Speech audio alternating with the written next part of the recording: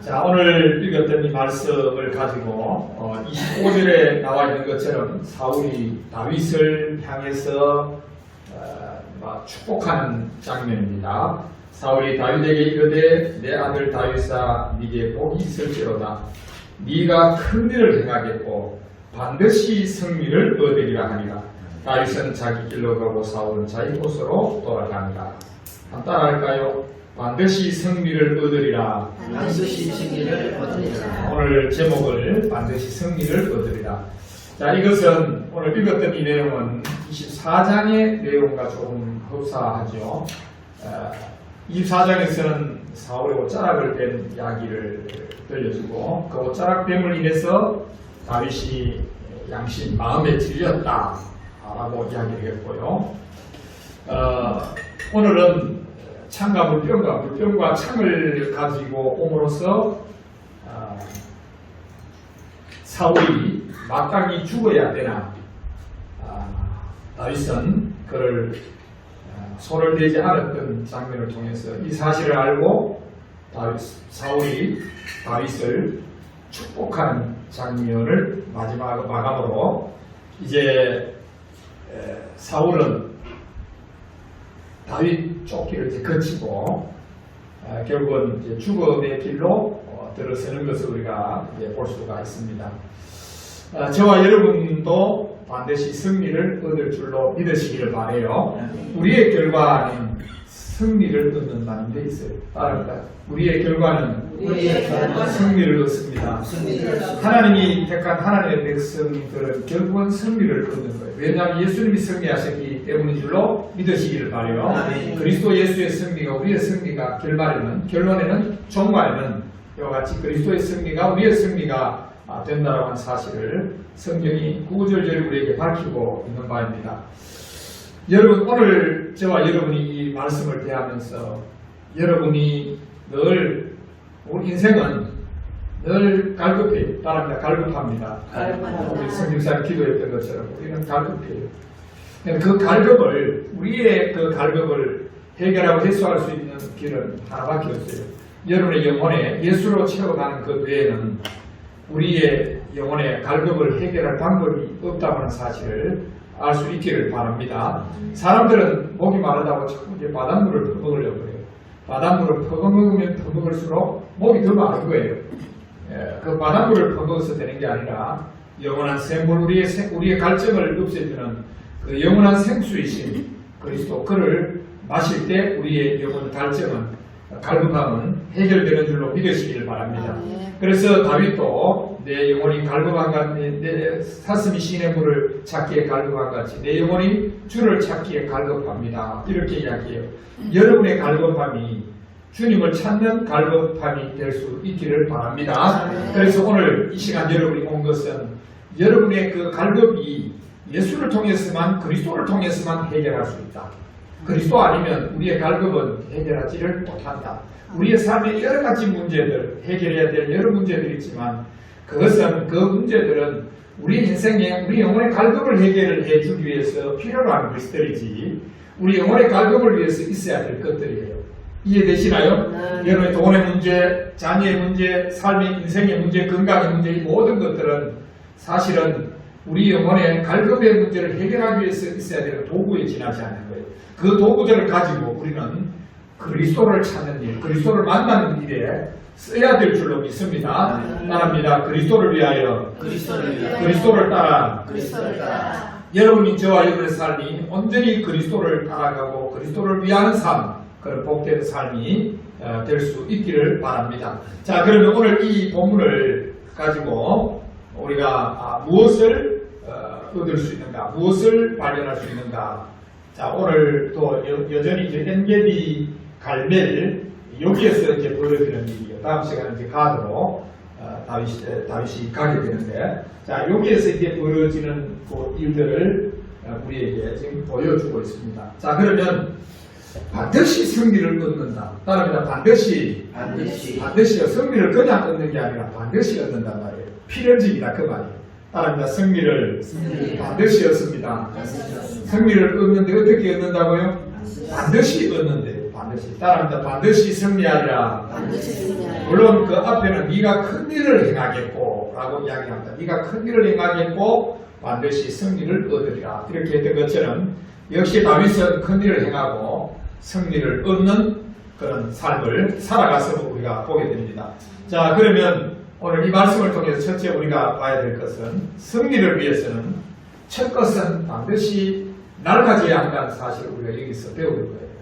따라할까요? 첫 것은 반드시 낡아져야 합니다. 자, 승리를 얻기 위해서는 첫 것은 반드시 낡아져야 됩니다.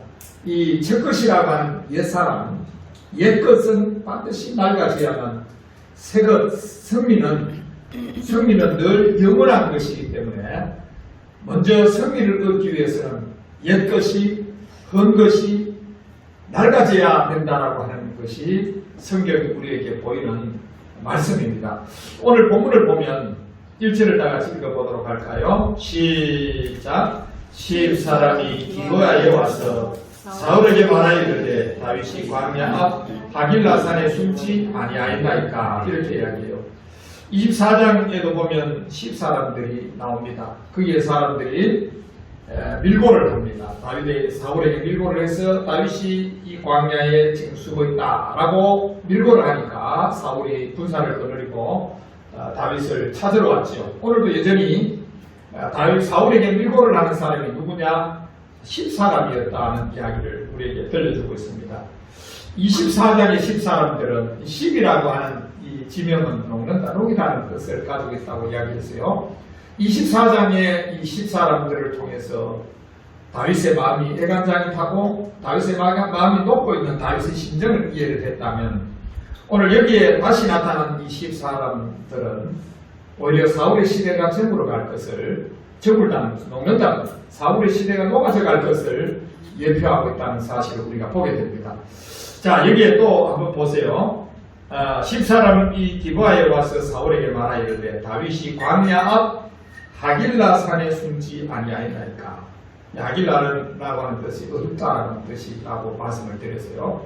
이제 사울의 시대가 점점 어두워지고 점점 녹아져 갑니다. 이제 사울의 시대가 점점 사라져가는 것을 이 10사람들의 밀고를 통해서, 이 사장의 밀고를 통해서 다윗의 마음이 그러하다는 것을 우리가 알려줬다면 오늘 26장에서는 사울의 지금 시대가 저물어 가고 있다, 사울의 시대가 지금 녹고 있다, 사울의 시대가 점점 끝나져 가고 있다고 하는 사실을 우리 그대로 보여주고 있는 거예요. 자, 그러면 이렇게 된 것은 첫 것은 낡아지게 하시기 때문이라고 하는 사실을 우리는 성경을 통해서 배우게 됩니다. 자, 오늘 봅니다. 이 1절에서 쭉 이제 보면은, 계속해서 보면은 사울의 시대가 정말로 저물어 가고 있다는 것을 우리가 이 말씀을 통해서 확인해 볼 수가 있어요. 12절을 한번 보도록 할까요? 같이 12절을 한번 보도록 할게요. 이제 사울이 잠을 자는데 그 경호대장과 경호원들이 전부 잠잡니다. 이 잠잔다라고 하는 것이 아마 벌써 여기에서 이 본문에서 이야기하고자 하는 부분은 이제 점점 쇠하여져 가고 낡아져 가고 없어져 가는 모습을 우리에게 보여주는 거예요. 그런데 그것을 누가 했느냐? 이 시기가 때가 됐단 말이에요. 그걸 누가 했느냐? 하나님이 하셨다는 이야기를 우리에게 들려줘요.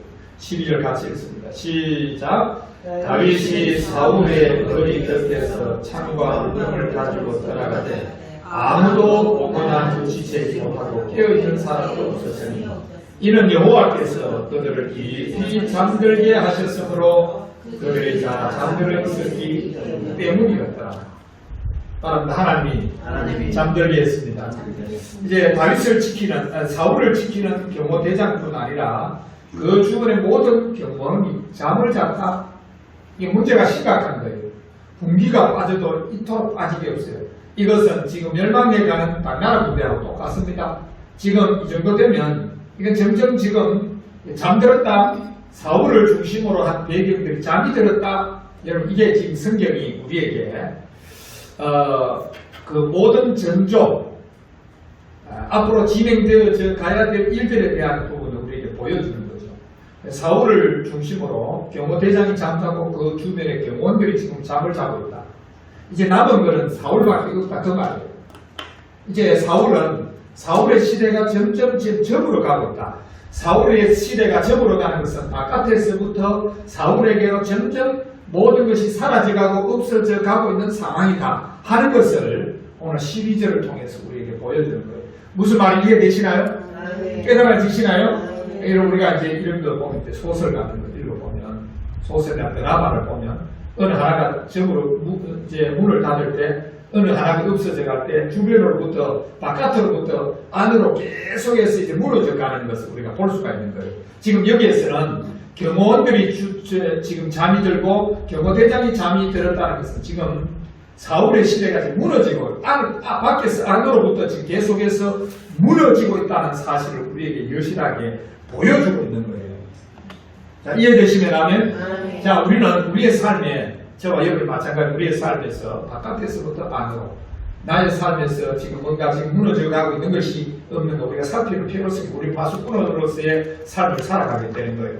그래서 오늘 여기에 보면 이런 여호와께서 그들을 깊이 잠들게 하셨다. 잠은 누가 들게 했어요? 그러니까 이 하나님이 잠들게 하시면 안 되는 거예요.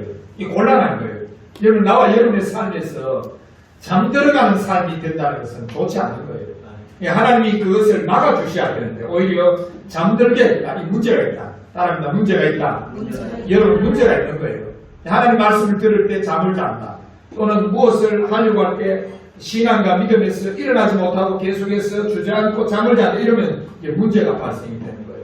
나와 여러분에게는 하나님이 잠들게 하지 않고 따릅니다. 우리에게는 잠들게 하지 않고 깨웁니다. 다시요 깨웁니다. 여러분 저와 여러분은 그런 사람이에요. 여기에서 하나님이 여호와께서 그들을 깊이 잠들게 하셨다라고 하는 것은 우리를 대하여 대상하는 것이 아니라 옛것에 대해서 하나님은 깊이 잠들게 했다라고 이야기하는 것이지 성경 어느 군데를 봐도 여러분을 향해서 저와 여러분을 향해서 성경이 뭐라고 이야기를 하냐면 깨운다고 이야기합니다. 따라합니다. 깨운다. 다시요 깨운다. 하나님이 열심히 저와 여러분을 깨우는 일을 하세요. 그래서 정신 안 차리면 때로는 밤을 깨기로 맞기도 하는 거예요. 사실 정신을 안 차리면 스매싱을 맞아야죠. 잠이 있음을 쓰고 오면 스매싱 한 대 맞으면 이제 정신 번쩍 되는 거예요. 따른다. 정신 차려라. 다시요 정신 차려라. 끊임없이 성경에서는 우리에게 정신을 깨어라 근시해라 정신 차려라 라고 하는 말을 끊임없이 반복하는 것은 나와 여러분에게 잠드는 신을 부어주지 아니하고 깨어있는 영을 나와 여러분에게 부어준 줄로 믿으시기를 바랍니다. 따라합니다. 나에게는 깨어있는 영을 이쪽에는 뭐요? 옛것에는 잠들게 하는 신을 잠들게 하는 영을 부어주신다 그 말이에요. 이사야 29장 10절을 같이 읽습니다. 이사야 29장 10절을 함께 읽도록 할게요. 자, 이사야서 29장 10절 말씀을 함께 읽도록 그렇게 하겠습니다. 이제 볼장을 다 보는 거예요. 이제 하나님이 잠들게 하는 신을 부어줘 부르면 볼장 다 보는 겁니다. 자, 29장 10절 말씀을 같이 읽도록 그렇게 할게요. 버린 자들에게는 하나님이 잠들게 하는 신을 부어줍니다. 잠드니까 몰라요. 사람들 잠들면 모릅니다. 우리가 깨어있어야 되는 이유가 뭐냐면 깨어있어야 그리스도를 분명하고 밝히 볼 수가 있는 거예요.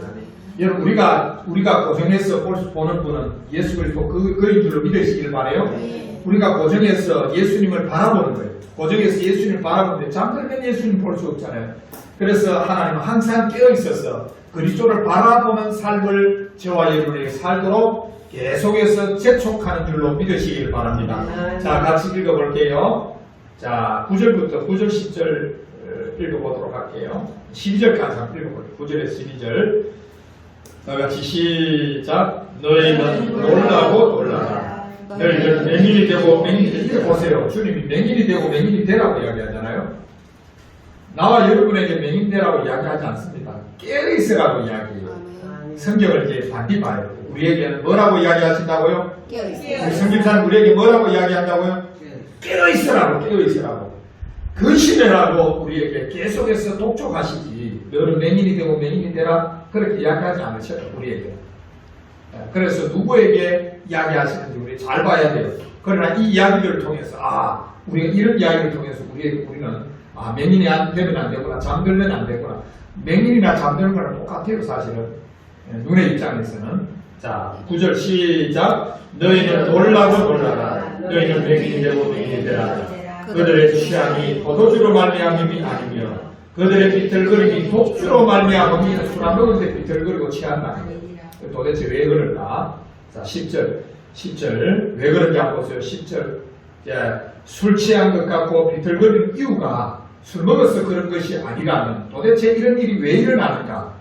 이런 영적인 일이 왜 일어나는가? 왜 많은 사람들이 비틀거리고 취하는가?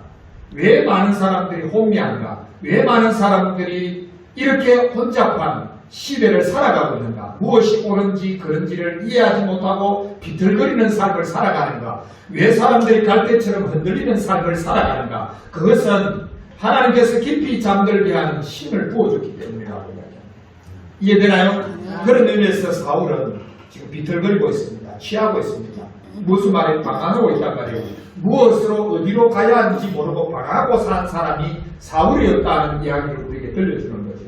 자, 다시 한번 10절 같이 읽습니다. 시작. 대저 여호와께서 깊이 잠들게 하는 영을 너희에게 부어주사 너희 눈을 눈을 감기셨으니 그가 선지자들과 너희의 지도자 선견자들을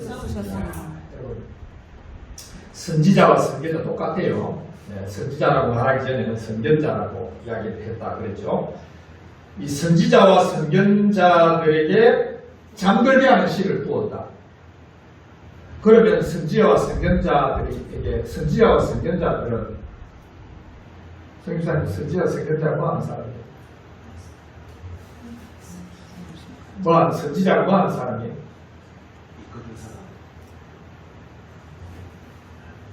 하나님의 말씀을 대언하는 사람이죠. 선지자. 선지자는 하나님의 화신과 같은 거예요. 하나님 말씀을 주면 그 말씀을 백성들에게 전달하는 사람이에요. 그러면 하나님의 말씀을 받아서 백성들에게 전달을 해 주려고 하는 정신 똑바로 차리고 눈을 크게 뜨고 하나님 말씀을 듣고 전달을 해야 됩니다. 그런데 여기에 지금 잠들게 하는 씨를 누구에게 부었다고요? 선지자에게 부었다면 문제가 심각한 거예요. 선지자가 지금 갈판을 잡지 못해요. 선지자가 비틀거리고 있어요. 선지자가 취한 것 같아요. 그럼 백성들에게 뭘 전하겠어요? 백성들에게 뭘 전하겠어요? 하나님이 전달해 준 것을 안 전하고 지 마음대로 전하는 거예요. 그걸 술 먹으면 지 마음대로 씹으리는 거예요. 술 먹은 사람 특징이 지 마음대로 씹으리는 거예요. 이게 선지자와 선견자의 모습이라는 거예요. 그러니까 선견자, 오늘날 목사님들은 지 마음대로 씹으리면 안 돼요. 성경을 가지고 예수 그리스도를 밝히려는 일을 해야 한다. 그래서 바울은 빌립보서에서 내가 생명의 말씀을 밝혀 이렇게 이야기합니다. 생명의 말씀을 밝히는 책임이 목회자에게 선지자에게 있는 거예요. 이것은 선지자가 해야 되는 거. 생명의 말씀을 밝히는 것은 그리스도 외에는 생명의 말씀을 밝혀줄 수 있는 것이 세상에 존재하지가 않아요. 그리스도를 바라볼 수 있도록 그를 붙잡고 그 이름을 부를 수 있도록 만들어주는 것이, 그래서 성도들의 갈급함을 해결해 줄 수 있도록 만들어주는 것이 오늘 주의 종들이 선지자가 목회자들이 해야 될 일이라고 하는 것을 절대로 놓쳐서는 안 되는 거예요. 자, 다시 한번 10절 읽어볼게요. 이게 굉장히 중요한 구절입니다. 이거 10절 굉장히 중요한 구절이에요. 왜 사람들이 비틀거리고 왜 사람들이 취하게 되는가? 그것은 하나님이 잠들게 하는 신을 부어주기 때문이다. 잠들게 하는 신을 부어주면 어떻게 될까요? 사람들이 몽롱합니다. 해롱해롱합니다. 술 취한 것처럼 몽롱하고 해롱해롱하는 거예요. 잠에 들깬 것처럼 의리의리한 거예요. 하나님의 말씀을 받을 때는 분명하게 받고 하나님의 말씀을 전달할 때는 분명하게 전달해 줘야 되는데 지금 그렇지가 못한 거예요. 잠들게 하는 신을 하나님이 선지자를 부어줬다. 그럼 자 보세요. 잠들게 하는 신을 하나님이 선지자에게 부었다라고 하면 도대체 하나님의 그 계획이 뭘까요? 하나님의 계획. 자, 구약으로 들어가면 하나님의 계획이 왜 선지자들에게 잠들게 하는 신을 부어줄까요? 쉽게 말하면 백성들을 조직해요. 백성들이 지어주라. 누구를 통해서? 선지자를. 백성들이 지어주라. 여러분 이 시대 속에서 저와 여러분이 그러니까 이것은 도미노예요. 도미노. 하나님의 선택된 백성들에게는 깨어있도록 만들어요. 나와 여러분에게는 깨어있도록 하나님이 축복하시는 줄로 믿으시길 바라요. 그러니까 하나님은 우리에게는 깨어있도록 하기 위해서 그래서 주의 종이 선지자가 구약의 선지자가 깨어있단 말이에요. 깨어있는 종들이 깨어있는 말씀을 전할 때 깨어있는 백성들이 그 말씀을 듣고 하나님의 말씀에 순복하게 되는 거예요. 이게 도미노적 현상으로 일어나는 현상입니다. 저와 여러분은 하나님께서 깨어있는 백성으로 세워준 줄로 믿으시길 바라요. 따라합니다. 나는 깨어있는 백성. 다시요. 나는 깨어있는 백성. 다시요. 나는 깨어있는 백성. 우리 권사님 무슨 백성? 깨어있는 백성이에요. 잠드는 백성이 아니라 깨어있는 백성이에요. 그리스도를 바라보는 백성이에요. 그리스도 이름을 부르는 백성이에요. 그리스도를 가장 존귀 여기는 백성이에요. 그리스도만을 사랑하는 백성이에요. 그의 나라의 백성이고 그 아들의 나라의 백성이고 그 하나님의 나라의 백성이 되는 거예요. 그 백성들에게는 절대로 주님이 잠들게 하지 않는다. 이거 성경 우리에게 가르쳐요. 그 10절을 보고 무조건 잠들게 한다 이렇게 하면 안 돼요. 누구에게 잠들게 하고 어떻게 잠들게 하느냐를 우리가 봐야 되는 거예요. 자, 10절 다시 읽어볼게요. 10절 한번 보세요. 이걸 통해서 우리는 반면교사로 삼는 거예요. 하나님이 우리에게는 깨어있도록 했다. 그래서 우리 그런 게 있죠. 잠설하고 예수님 놓치려 하다가 이 말씀을 들으면 또 정신 번쩍 들었네요. 우리 이런 거예요. 계속해서 우리를 깨어있도록 하나님이 재촉하시고 독려해 가신다는 사실을 여러분이 아시기를 바랍니다. 10절 다시 읽습니다. 시작. 대저 여호와께서 깊이 잠들게 하는 영을 너희에게 부어주사 너희의 눈을 감기셨으니 그가 선지자들과 너희 지도자의 선견자들을 덮으셨습니다. 자, 이제 선견자 선지자들을 덮고 덮는 잠들게 해서 덮는 분이 누구시라고요? 하나님이 그렇게 하신다. 하나님이 그렇게 보내서 잠들게 하는 영을 보내서 그렇게 하신다는 거예요. 자, 그러면 어떻게 되는지 11절을 같이 읽습니다. 보세요. 잠들게 하는 신을 부어주면 어떻게 되는지 시작. 그러므로 모든 계시가 너희에게 봉한책의 말처럼 되었으니 그리고 계시가 하나님의 말씀이 봉해져서 까막눈이에요. 들여다봐도 까막눈이에요. 제가 예수 그리스도로 증거하려고 하는 예수 그리스도의 일로 말하려고 하는 이유가 여기 있습니다. 저는 여러분에게 제 말씀을 다 못 드리지만 이거 피부로 체감한 사람입니다. 제가 일일이 제가 뭐 간증하기는 부끄럽지만 피부로 체감한 사람이기 때문에 제가 더 합니다. 예수 그리스도에게 미쳐서 올인해서 설교를 하려고 하는 이유가 내가 이걸 체감했던 사람이기 때문에 예수님 아니면 안 됩니다. 따라합니다. 인간은 걸렸습니다. 인간이 예수님이 안 보이니까 예수님이 보이지 않으니까 그러면 이 선지자 선견자는 말을 해야 되겠는데 예수님이 안 보이니까 뭘 이야기하는 게 윤리와 도덕적 설교예요. 윤리와 도덕은 여기서 안 해도 돼요. 윤리와 도덕은 오히려 공자책에 더 잘 나올 수 있어요. 윤리와 도덕은 김창호 교수 강의 들으면서 잘할 수 있어요. 윤리와 도덕은 김리경 교수의 그 유튜브를 들으면 훨씬 더 잘할 수 있어요. 물론 윤리와 도덕적으로 살아야 되는 건 분명한 일이에요. 그러나 윤리 도덕 이전에 우리의 윤리의 바탕이 되고 우리의 도덕의 근간이 된 것이 뭐냐? 예수 그리스도 그라 그의 보혈이 그의 피가 그의 십자가가 그의 이름이 우리의 윤리와 도덕의 바탕이 된다는 이 사실을 제가 여러분에게 지금 알려주고 있는 거예요. 따라합니다. 나의 근본은 예수입니다. 이걸 모르면 계속 윤리적으로 도덕적인 이야기를 계속해요. 윤리 도덕적으로 살지 말자만 아니에요. 오해하면 안 됩니다. 윤리 도덕 이전에 정말로 예수 그리스도 철저해야 되는 예수 그리스도로 살고 예수 그리스도화 되어지는 예수 그리스도로 예수님이 이 땅에 성육신 되어진 것처럼 내라고 하는 존재가 예수 그리스도로 새 사람을 완전히 입었던 존재인 것을 아는 것, 그리스도 그를 통해서 살아간다는 사실을 아는 것, 이것이 저와 여러분이 갈급해야 하는 것인 줄로 믿으시길 바라요. 이 사실을 깨달아 아는 거예요. 자, 그래서 보세요. 이 잠들게 하는 신을 부어주니까 아무리 성경 들다봐도 봉한책에 지나지 않는다. 여러분, 하나님은 이미 그리스도 안에서 여러분 저와 여러분의 눈을 열어준 줄로 믿으시길 바라요. 요거는 우리만 안다. 요건 이란.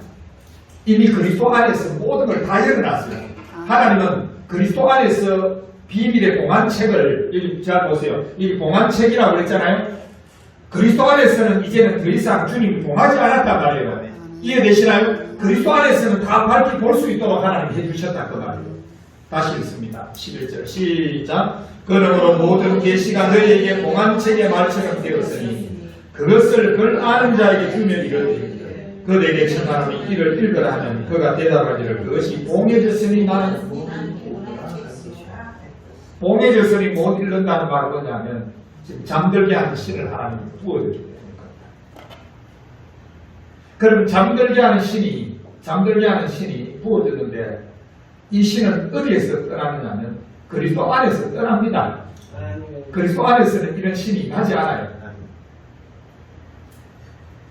이해할 수 있기를 바랍니다. 자, 12절 같이 읽습니다. 시작. 또 그 책을 글 모르는 자에게 주며 이르기를 그대에게 청하노니 이를 읽으라 하니 그가 대답하기를 나는 그를 저놈이나 뜬 놈이나 가는 놈이나 똑같아요.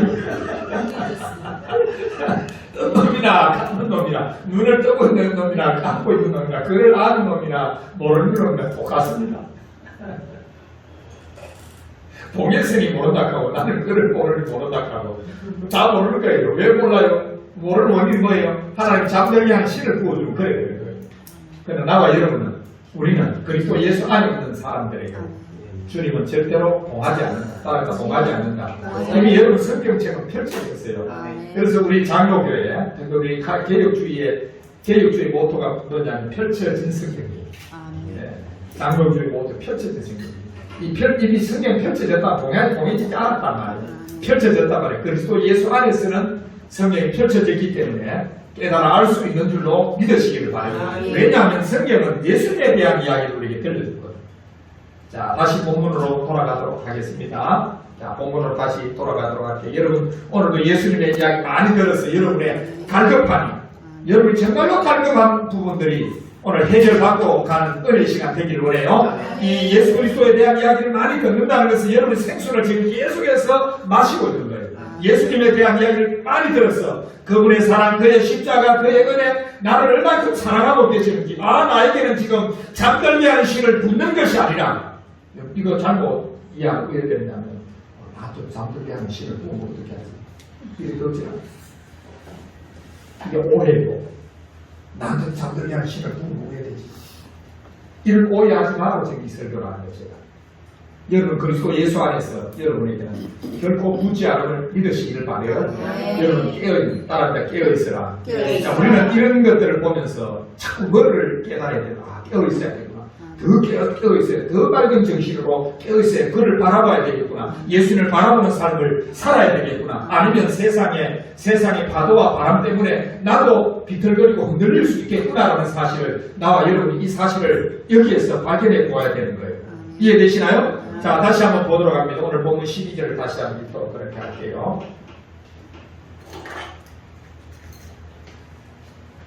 12절 다시 시작. 다윗이 사울의 머리 곁에 창과 물건을 가지고 떠나가되 아무도 보거나 눈치채지 못하고 깨어있는 사람도 없었으니 이는 여호와께서 그들을 깊이 잠들게 하셨으므로 그들이 다 잠들어 있었기 때문이다. 하나님이 다 잠들게 하는 거예요. 이제 사울이라는 자도 잠들었고 경호대장도 잠들었고 아브넬이라고 하는 경호대장도 잠들었고 그 주변의 경호원들도 전부 잠들었는데 이제는 진짜로 문 닫는 일 외에는 사울의 시대가 마감하는 일 외에는 이제 더 이상 방법이 없다. 이제 다른 것 없다라고 하는 것을 우리에게 보여주는 거예요. 그래서 다시 했습니다. 승리를 위해 첫 것은 반드시 낡아져야 한다. 사울은 첫 것이기 때문에 이와 같이 낡아져야 된다는 사실을 우리에게 보여주는 거예요. 자, 여기 오늘 본문에 보면 이 5절에 다 같이 한번 보도록 할게요. 5절 한번 다 같이 한번 보도록 할게요. 시작. 다윗이 일어나 사울이 진친 곳에 이르러 사울과 넬의 아들 군사령관 아브넬이 머무는 곳을 본즉 사울 진영 가운데 두고 백성은 그를 둘러 진쳤다. 자, 보세요. 아브넬이 머무는 곳에 본즉 이제 이 아브넬이라고 하는 사람이 경호대장인데요. 이 사람의 그 이름의 뜻이 뭐냐면 빛의 아버지. 이게 참 웃기죠. 빛의 아버지라고 하면 빛을 근원으로 삼고 있다는 말인데, 아버지라고 하는 말은 조상 근원 뿌리라는 뜻이죠. 빛을 근원으로 삼고 있는 사람인데, 이 사람이 자입니다. 빛의 역할을 해야 하는데, 이 사람은 자요. 그럼 어떻게 되겠어요? 이게 끝난 거죠. 왜 그러냐면, 첫 것은, 다윗의 승리를 위해서 첫 것은 반드시 낡아져요. 이거 성경이 우리에게 가르치는 따라합니다. 첫 것은 반드시 낡아져야 합니다. 그러니까 아브넬이 현재 지금 밝히지 못하고 있다. 빛을 밝혀야 될 존재인데 아브넬은 지금 밝히지 못하고 있다 하는 사실을 우리에게 보여주는 거예요. 자, 그러면 히브리서 8장 13절을 같이 읽어드리게 할게요. 히브리서 8장 13절, 히브리서 제일 마지막 절입니다. 8장 13절, 8장 마지막 절을 같이 한번 보도록 할게요. 히브리서 8장 13절. 네, 신약 가지고 구약을 해석을 하는 거예요. 자, 구약이 이렇게, 오늘 본문이 이렇게 기록된 것은 히브리서 8장 13절에 대한 그림자예요. 그림자. 같이 읽습니다. 시작. 새 언약이라 말씀하셨으며 첫 것은 낡아지게 하신 것이니 낡아지고 새하신 것은 없어져가는 것이라. 저 다윗은 새 언약이에요. 새 언약이니까 옛 언약, 옛 것은 낡아져야 돼요. 여기서 낡아지게 하신 것이니 낡아지고 하는 것은 똑같은 단어입니다. 팔라요라고 하는 단어인데 첫 것은 낡아지고 쇠하는 것은 없어져가는 것이다. 이렇게 요걸 지적을 하면 이렇게 새 것이라고 말씀하신 것 가운데서 그분은 첫 번째 것을 낡은 것으로 만들어 오셨다. 그리고 낡게 되고 늙어가는 것은 사라진 가까이입니다. 그러니까 옛 것은 사라진다.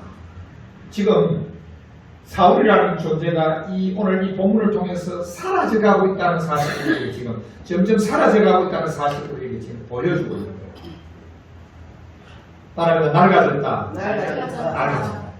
폐물 취급, 폐물로서 취급한다. 폐물이 됐다는 말이에요. 낡아졌다는 말은 폐물이 됐다. 급덩어리 폐물 아니고요.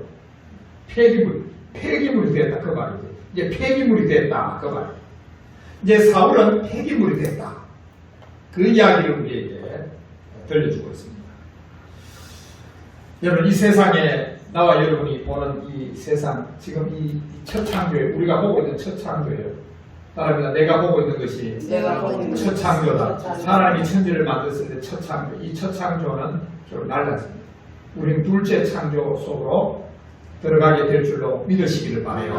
새하늘과 새 땅 가운데 임하면 그때 우리는 새하늘과 새 땅으로 들어가는 것입니다. 옛 것은 다 사라지도록 했습니다.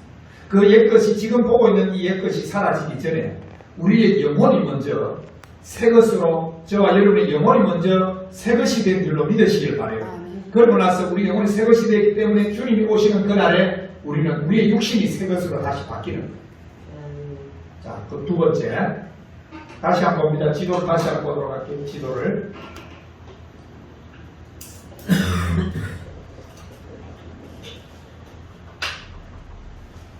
자, 지도를 다시 한번 봅니다.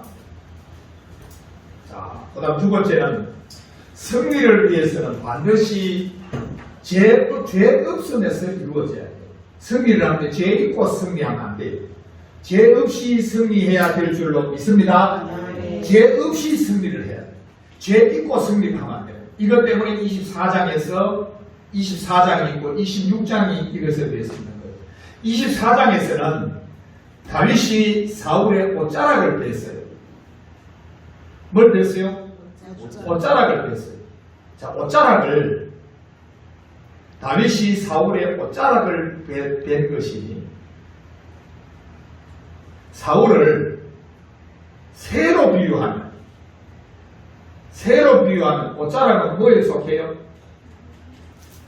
옷자락은 뭐에 속해요? 날개에 속하는 거예요. 옷자락은 날개에 속하기 때문에 그 옷자락을 뺐다는 것은 다윗이 사울의 날개를 뺐던 것과 같아요. 날개 빼면 새는 못 날아갑니다. 그러니까 건드려버린 거예요. 그것은 죄 있음이에요. 죄 있음에서는 이런 일이 되지 않습니까? 죄 없음을 통해서 하나님 이와 같이 승리는 죄 없음을 통해서 이루어집니다. 죄의 청산을 통해서 승리는 이루어지는 것이지 죄 있는 상태에서 승리를 얻지를 못한다. 죄 없음은 따라합니다. 죄 없음은 승리를 이룬다. 그러니까 죄 없는 승리. 예수님의 십자가 지심, 예수님이 십자가에서 못 박혀 청산, 십자가에서 죄를 청산하심으로써 그는 승리 얻은 줄로 믿으시길 바랍니다. 이 사건에 대한 이야기를 우리에게 이렇게 들려주는 거예요. 자, 그러면 오늘 이 본문에 자 11절 같이 읽도록 할게요. 본문 11절. 자, 본문 11절 다 같이 시작. 내가 손을 들어 여호와의 기름 부음 받은 자를 치는 것을 여호와께서 금하시나니 너는 그의 곁에 있는 창과 물병만 가지고 가자. 여기에서 내가 손을 들어 여호와의 기름 부음 받은 자를 치는 것을 여호와께서 따라합니다. 여호와께서 금하시나니 24장에서도 다윗이 똑같은 말을 해요. 그러나 이미 그가 다윗의 옷자락을 베고 나서 양심의 가책을 느껴서 그 이야기다. 그때는 이제 이 두 번째 사건이 이렇게 나타난 이유가 모든 것이 두 번째를 통해서 이루어지고 나타난다는 것을 우리에게 말씀하기 위해서인데요. 자, 여호와께서 따릅니다. 여호와께서 금하셨기 때문이다. 다시 한번 열왕기상 21장을 다시 한번 보세요. 나봇이 뭐라고 했는지 지난번에도 우리 찾았습니다만은 보세요. 나봇이 뭐라고 했는지. 아합이 나봇의 포도밭을 얘한테 팔라 하고 하니까 조상들에게로부터 물려받은 것이고 여호와께서 금하셨기 때문에 그렇다. 그래서 난 팔 수 없다. 결국 나봇이 숨겨한 거. 이것 때문에 숨겨한 거. 자, 같이 읽습니다. 열왕기상 21장 3절입니다. 시작. 나봇이 아합에게 말하되 내 조상의 유산을 왕에게 주기를 여호와께서 금하실지로다 하니. 따라합니다. 여호와께서 금하실지로다. 결코 아니라. 결코 아니라. 결단코 아니다. 이건 내 목숨보다도 더 귀하게 여기는 것이다. 하나님이 금하신다. 이건 결코 아니다. 결단코 아니다. 하나님께서 이것은 금하신 것이다. 조상에게 물려받은 유산이기 때문이 아니라 하나님께서 금하셨기 때문에 나는 이 땅을 아합에게 팔 수 없다 하는 것이 나봇의 신앙이다. 다윗이 사울을 죽일 수 없었던 이유가 그가 기름 부음 받은 자이기 때문이 아니라, 물론 기름 부음 받았기 때문에 그렇기도 하지만 기름 부음 받음이 먼저가 아니라 여호와께서 금하셨기 때문이다라는 것이 우리가 주지 핵심이에요. 핵심. 따라합니다. 여호와께서 금하셨습니다. 결단코 나는 범하지 않겠습니다. 똑같이 쓰인 단어가 사무엘이 나는 기도에 시키는 죄를 여호와 앞에 결단코 범하지 않겠습니다. 않겠다라고 고백하고 똑같은 단어. 결코 하지 않겠다. 절대로 하지 않겠다 하는 그런 것이에요. 자, 여기 한번 보세요. 이제 이 승리를 위해서 죄 없음, 따릅니다. 죄 없음. 승리를 얻는 것은, 나와 여러분의 승리는 죄 없음에서 이루어진 것이지, 죄 짓고 승리를 하면 뭐예요? 그거 죄를 짓고 승리하는 뭐하고 다른 없어요? 이런 거 똑같아요. 소매치기였어요. 소매치기. 제가 이거 가지고 가는데, 그거 가지고 가는데 이거 소매치기다. 소매치기는 죄가 아니다. 그렇죠. 소매치기 지갑에 이렇게 들었어요. 소매치기는 죄. 소매치기가 죄를 범했는데 획득물이 있거든. 노획물이 있단 말이에요. 승리를 얻었단 말이에요. 그래가 화장실에 가서 방에 들어가니까 1억을 쟁취를 했어. 잘한 거다 못한 거다. 승리를 했는데 이게 무슨 말이에요? 이해하시길 바라요. 승리라고 하는 것은 죄 없음이 바탕이 돼야 되는 거예요. 죄 있는 상태에서 승리를 하면 안 돼요. 죄 없음이, 그래서 예수님의 십자가에서 죄를 청산하시고 3일 만에 부활하신 것은 예수님의 승리는 진짜 승리다. 따릅니다. 진짜 승리다. 오늘 다윗이 이와 같이 사울을 죽이지 않고 여호와께서 금하시기 때문에 나는 사울에게 기름 부음 받은 자에게 손을 댈 수 없다 라고 했던 그 승리는 진짜 승리라는 것을 우리에게 보여줘요. 자, 그럼 무엇만 가지고 나와요?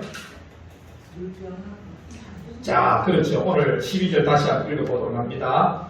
12절, 11절 시작. 내가 손을 들어 여호와의 기름 부음 받은 자를 치는 것을 여호와께서 금하시나니 너는 그의 곁에 있는 창과 물병만 가지고 가자 하고 다윗이 사울의 머리 곁에 창과 물병을 가지고 떠나가되 아무도 보거나 눈치채지 못하고 깨어있는 자도 없었으니 이는 여호와께서 그들을 깊이 잠들게 하셨으므로 그들이 다 잠들었기 때문이다. 뭐하고 뭐 가져갔어요? 창과 물병을 다윗의 머리맡에 있는 창과 물병을 가지고 왔어요. 창과 물병이 창과 물병을 가져왔어요. 근데 이 창이 무엇을 의미하느냐면 창의 그 창이라고 하는 하리트라고 하는 이 단어의 어근이 하나인데 이 하나가 무슨 뜻이냐면 기울어진다는 것을 기울어진다. 저녁 빗긴 볕이 저녁 빗긴 빛이 기울어진다 이런 뜻을 가지고 있습니다. 창을 가져갔다는 말은 다윗은 이미 기울어졌다. 그러니까 여기에서 지금 창과 물병을 가지고 간 것이 이미 사울은 기울어졌다. 기울어졌다라고 하는 의미와 뜻을 가지기 때문에 그 가지고 물병은 이 물병의 이 병이 어디에서 무슨 단에서 유래가 되는 거 아니고 확장하다라고 하는 단어를 쓰게 됩니다. 이미 이 물병과 창을 통해서 이미 기울기는 사울의 시대의 기울기는 확장됩니다. 끝난 거. 이게 이제 성경을 보면 제가 자꾸 말씀드리지만 전부 연관성을 지금 가지고 있습니다. 연관성을 가지고 뭐 연동 서로 연동되어 있다는 것을 우리가 모르면은 모르는 거는 할 수 없어요. 우리가 지식이 그 정도라서 모를 뿐이지 사실 연동이 다 되어 있습니다. 자 그래서 오늘 보니까 아무도 보거나 눈치채지 못하고 깨어있는 사람도 없어요. 아무도 보거나 눈치채지 못하고 깨어있는 사람도 없어요. 다윗이 왔는데 아무도 다윗이 온지를 모르거든요. 어디서 좀 많이 본 단어 같지 않나요? 요한복음 1장 9절과 11절을 보면 예수님이 이 땅에 오셨는데 이 땅의 사람들이 영접하지 않았습니다. 그러면 왜 잠들었을까? 하나님 잠들게 하는 사람들은 주님을 볼 방법이 없습니다. 여러분은 예수님을 보는 눈을 따졌음을 기뻐하고 감사할 수 있기를 바랍니다. 자, 요한복음 9장 1장 9절에서 11절까지 같이 읽어볼게요. 다 같이 읽도록 하겠습니다. 시작. 참빛 오 세상에 와서 각 사람에게 주는 빛이 있으나니 그가 세상에 계셨으며 세상은 그로 말미암아 지음바 되었으되 세상이 그를 알지 못하였고 자기 땅에 오매 자기 백성이 영접하지 아니하였으니 다윗이 왔으면 다윗은 빛이에요. 빛. 다윗이 왔으면 알아야 되는데 나 지금 자고 있습니다.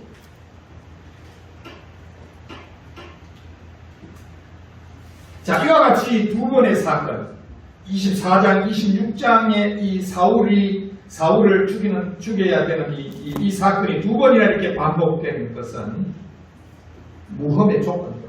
험이 있으면 안 된다라고 하는 사실을 우리에게 밝혀줍니다. 자, 우리 성경 찾아보도록 할게요. 히브리서 4장 15절 함께 읽습니다.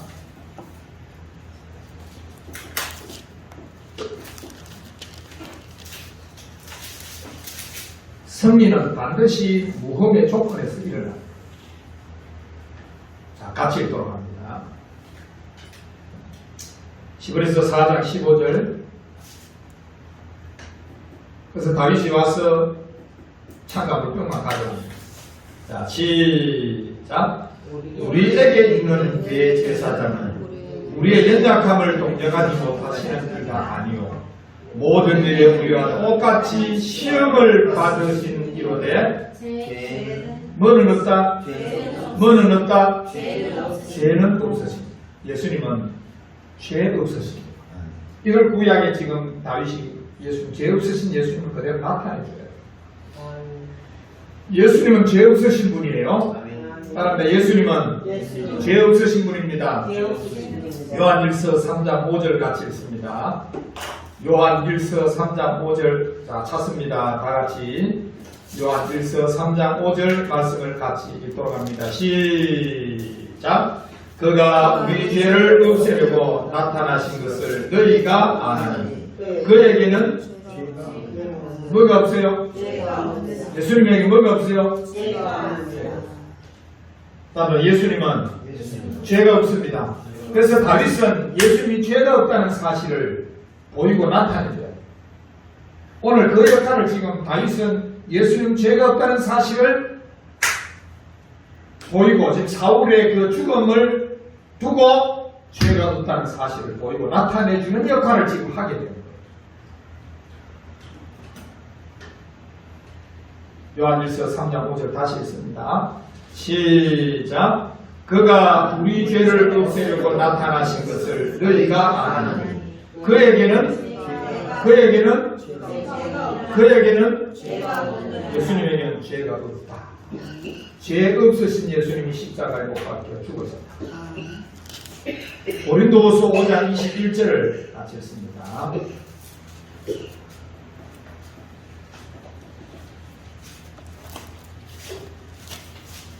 고린도후서 5장 21절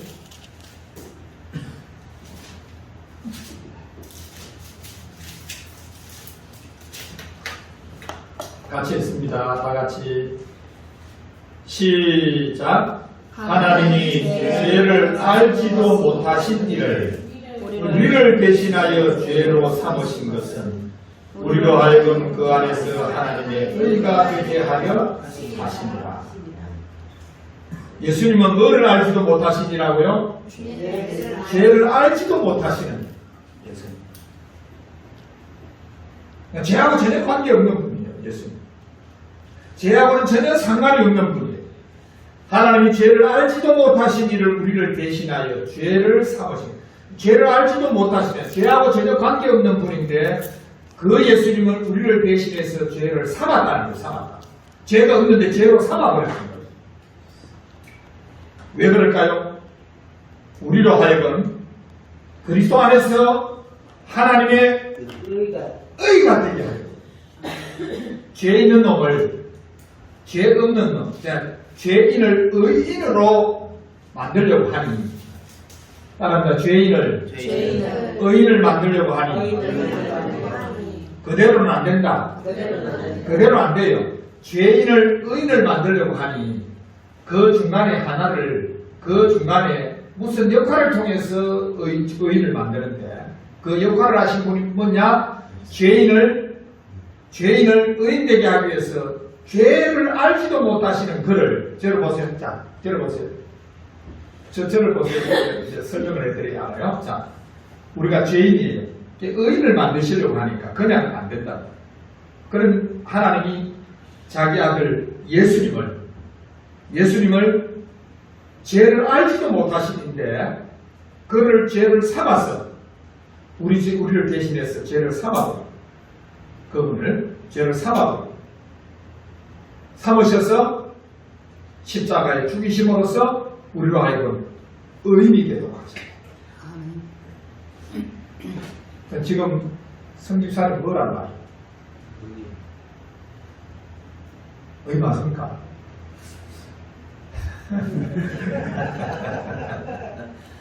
우리 권사님 뭐란 말이에요? 죄인 아닙니까?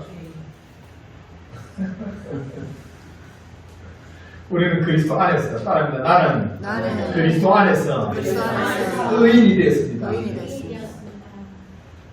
누구 때문에요? 그리스도 안에서. 예수님이 죄를 알지도 못하시는데 하나님이 그를 죄를 삼으셔 나를 하나님의 의가 되게 하십니다. 나는 하나님의 의입니다. 아멘. 여러분은 그리스도 안에서 하나님의 의가 된 줄로 믿으시기를 바라요. 예수님이 어떤 분이에요? 예수님이 이런 분이란 말이에요. 자, 그래서 오늘 승리를 위해서는 반드시 어디에서 이루어져야 된다고요? 죄 없음에서 이루어져요. 따라합니다. 죄 없음에서 이루어져야 합니다. 아멘. 나와 여러분 그리스도 예수 안에서 모든 죄가 청산된 줄로 믿으시길 바라요. 그리스도 예수 안에서만 죄가 청산이 되는 거예요. 죄는 완전히 없어진 거예요. 할렐루야. 자, 세 번째, 마지막 세 번째. 다시 한번 기도 한번 볼까요? 다시 한번 기도를 한번. 자, 세 번째는 승리를 위해서는 둘째라고. 둘째 것은 내가 봤는데 확인을 두 번 했는데 안 보니까 말이야. 확인을 하거든. 하는데 그게 어떻게 안 보여요. 안 보여요. 우리는 둘째라 그래도 둘째로 이해하지. 승리를 위해 둘째 것은 반드시 세워져야 돼. 하나님 승리를 위해 둘째 것은 반드시 세워져야 합니다. 아멘. 그래서 성경에 둘째 이야기가 많이 나와요. 돌아온 탕자는 몇 번째 아들이에요? 두 번째 아들. 둘째 것을 자꾸 세우는 이야기를 우리에게 들려요. 베드로가 예수님 부인하고 해서 세 번이나 부인했어요. 그때 막 웁니다. 닭이 몇 번 울었어요? 세 번. 닭이 두 번 울었어요. 닭이 두 번째 울 때, 두 번 울기 전에 네가 세 번 나를 부인하리라. 예수님이 그럼 이 둘이라고 하는 수는 항상 뭔가를 세우는 이야기예요. 항상 뭔가를 세우는 이야기를 할 때 두 번이라고 하는 이야기를 합니다. 창세기에서 보면 요셉이 형들을 몇 번째 만났을 때 자기를 드러내요? 형들을 몇 번째 만났을 때 자기를 드러내요? 두 번이죠. 두 번 이야기 아니야, 두 번. 형제들이 처음 애굽에 내려왔을 때 자기를 숨기다가 다시 올라가가지고 다시 내려왔을 때 자기를 나타내고 드러내요. 이라고 하는 수는 항상 새로 간다는 수 이야기를, 개념을 가지고 우리에게 자꾸만 이야기를 성경을. 예수님은 몇 번째 사람이에요? 둘째 사람. 예수님은 둘째 사람. 자, 성경 먼저 보도록 할게요. 고린도전서 15장 47절.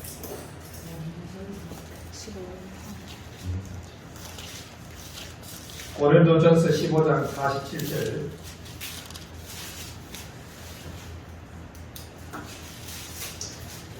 다윗은 두 번째 사람입니다. 첫째 사람은 사울이고 두 번째 사람은, 그래서 사울은 첫 번째 왕이고 다윗은 두 번째 왕이에요. 자, 같이 고린도전서 15장 47절 시작. 첫 사람은 누구예요? 아담이에요. 아담. 첫 사람은 아담. 다시 읽을게요. 시작. 첫 사람은 땅에서 났으니 흙에 속한 자이거니와 둘째 사람은 하늘에서. 둘째 사람 누구라고요? 두 번째 아담. 예수입니다. 두 번째 아담. 따릅니다. 첫째 아담, 둘째 아담. 그러니까 이라고 하는 수는 전부 세우는 수로서 우리에게 이야기를 해요. 성경에서는. 그래서 아브라함의 집에 첫 번째 이스마엘이 아니고 둘째 이삭이더라. 이삭의 집에 첫째 에서가 아니고 둘째 야곱이더라. 자꾸 이런 이야기를 성경에서 계속해서 끌고 가는, 계속해서 그런 예표들을 우리에게 자꾸만 보여주고 있음을 우리가 보게 됩니다. 자, 히브리서 10장을 같이 볼게요. 히브리서 10장 5절부터 한번 봅니다. 5절에서 좀 깁니다. 18절까지 읽도록 할게요.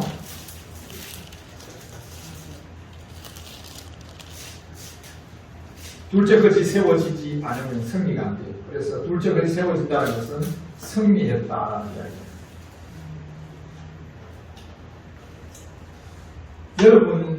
여러분은 여러분의 삶에 고난이 와도 여러분은 이기게 됩니다. 아멘. 아멘. 여러분의 삶에 고난이 와도 여러분은 이기게 되도록 되어 있어요. 아멘. 네, 여러분은 둘째 하늘로부터 난 사람이기 때문에. 그리스도 예수 안에서 난 사람이 되기 때문에 나와 여러분 어떤 고난과 어떤 시련과 어떤 아픔이 어떤 위기가 와도 나와 여러분은 세워질 줄로 믿으시기를 바래요. 우리가 어떤 존재인지를 이걸 통해서 아는 거예요. 우리가 세워지는 내게 고난이 오고 시련은 나는 이길 수밖에 없는 존재구나. 이기도록 주님이 만들어 주시는구나. 이기도록 하나님이 역사해 주시는구나. 이기도록 성령을 보내주시는구나. 이기도록 더욱 충만하도록 역사해 주시는구나. 이기도록 능력을 부어주시는구나. 이 사실을 이를 통해서 우리는 깨달아요. 이거 지금 예수님의 이야기만 하려고 하는 것이 아니라 우리 이야기를 또 하려고 합니다. 따른다 나는 승리의 존재입니다.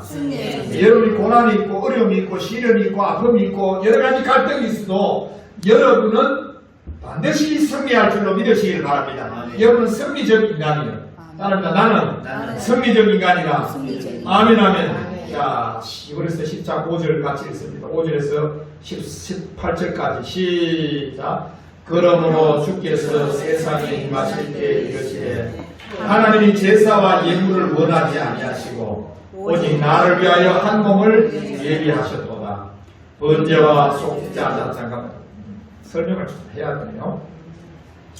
5절 다시 봅니다. 그러므로 주께서 세상에 임하실 때 이르시되 하나님이 제사와 예물을 원하지 아니하시고 오직 나를 위하여 예수님을 위해서 한 몸을 예비하셨도다.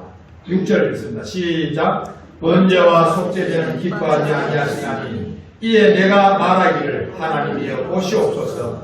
두루마리 책에 나를 가리켜 기록된 것과 같이 하나님의 뜻을 행하러 왔다. 예수님은 하나님의 뜻을 행하러 오셨어요.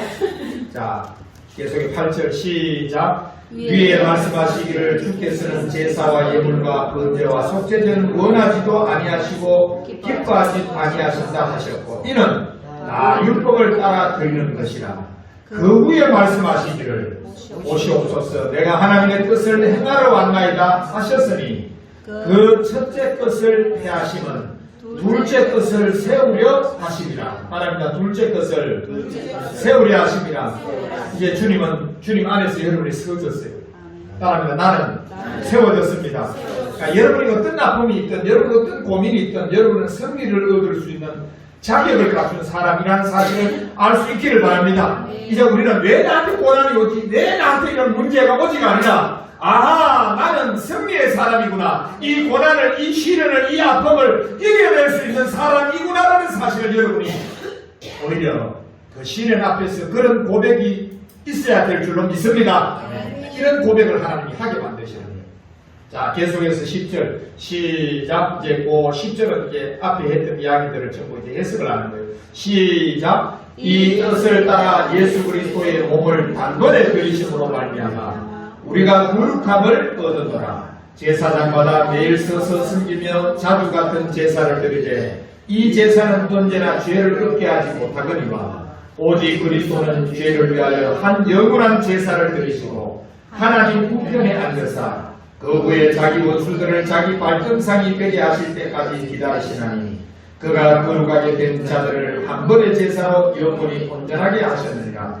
또한 성령이 우리에게 증언하시되 주께서 이르시되 그날으로는 그들과 맺을 언약이 이것이라 하시고 내 법을 그들의 마음에 두고 그들의 생각에 기록하리라 하신 후에 또 그들의 죄와 그들의 불법을 내가 다시 기억하지 아니하리라 하셨으니 이것들을 사하셨은즉 다시 죄를 위하여 제사 드릴 것이 없느니라. 예수님은 저와 여러분에서 완전한 제사를 드린 줄로 믿으시길 바랍니다. 예수님이 제사장으로 제물로서 완전한 제사를 드리신 분이기 때문에 이제는 더 드릴 제사가 없는 줄로 믿으시길 바라요. 이제 우리 죄를 속하기 위해서 더 드릴 제사가 없어요. 완전히 제사를 끝내버렸단 말이에요. 할렐루야.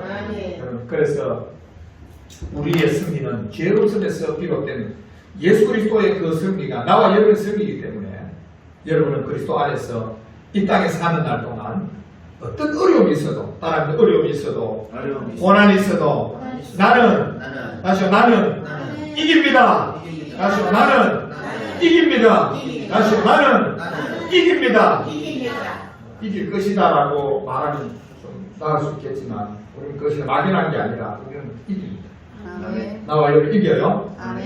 우리가 그래서 저는 이런 부분들을 많이 경험합니다. 어떤 데는 시도했을 때 이래가 되겠나 이래가 끝이 아닌가 뭐 이런 생각이 들다가도 주님 또 힘 확 줘버려요. 힘을 확 주니까 다시 이게 여러분 실망할 필요 없습니다. 예. 여러분의 실망하는 모습을 너무 깊은 좌절의 모습을 이렇게 보면 내가 마음이 아파요 사실은. 그러나 주님이 여러분을 다시 끌어올린다는 사실 또한 알기 때문에 그것 때문에 희망을 갖고 하나님 앞에 기도하고 감사할 수밖에 없는 거예요. 이해되시나요? 여러분은 승리 얻는 자예요. 따르나 나는 반드시 뭐하리라? 반드시 뭐하리라? 저거 제목이 반드시 승리를 얻으리라는 것은 다윗 예수님의 이야기뿐만 아니라 우리 이야기. 따라서 반드시 승리를 얻으리라. 다시 우리 주먹을 불 건지고 내가 반드시 이러면 승리를 얻으리라 한다. 반드시 여러분은 승리를 얻는 복된 분들로 확신하시기를 바랍니다. 그래서 8장 7절에 첫 언약이 무엇하였더라면 두째 것을 요구할 일이 없어서는 하였습니다. 첫째 것은 연약함. 사울은 연약하고 흠이 많습니다. 그래서 주님은 흠 없으신 주님의 모습. 오늘 다윗을 통해서 흠이 없는 모습을 통해서 예수님이 흠 없으신 분이라는 사실을 우리에게 보여주었습니다. 저와 여러분 그리스도 예수 안에서 죄 없는 존재로 살아가는 그리스도 밖에서는 죄가 발견되지만 그리스도 안에서는 저와 여러분의 죄를 주님이 완전히 청산하셨다는 사실을 알고 여러분의 승리는 죄 없음에서 이루어지는 승리이기 때문에 여러분의 현실의 아픔, 현실의 고난, 현실의 시련이 여러분 앞에 있다 하더라도 여러분은 반드시 승리를 얻을 줄로 확신하시기를 바랍니다.